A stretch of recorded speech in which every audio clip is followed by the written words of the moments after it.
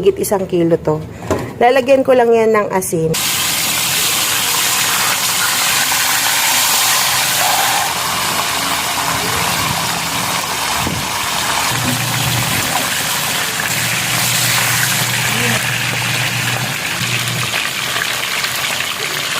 Ito pa yung natira.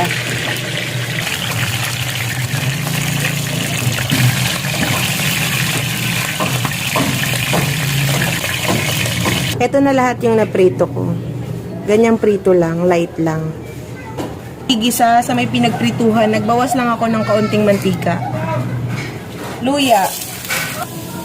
Ayan, gisang-gisa na yung luya. Lagay ko na tong bawang sibuyas. Pagsamahin ko na.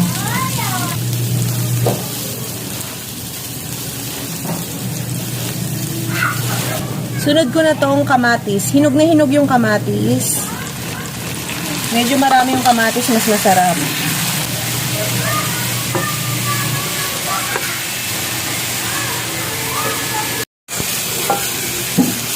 Pag gisang-gisa or lamog na yung kamatis, lalagay ko na rito yung miso.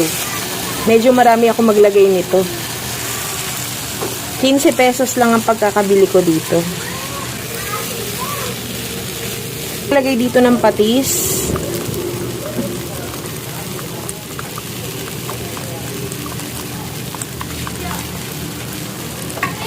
Pag gisang-gisa na yung miso, ito medyo mabilis na lang to. Mainit na tubig na yung ilalagay ko.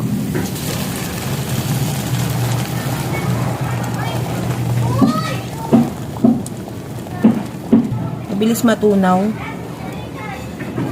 Ilalagay ko na rin tong sampalok mix. Itong isda.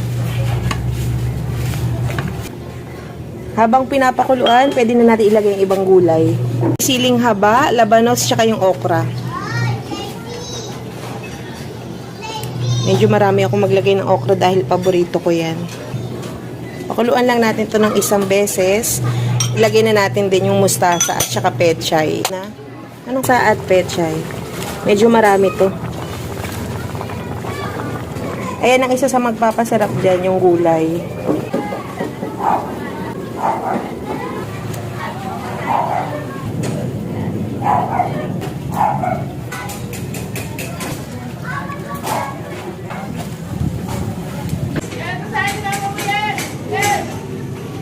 Lagyan ko sili. Kain na po. Kain po. Kinakain ko po yan. Yung taba. Ayan yung taba. Sarap.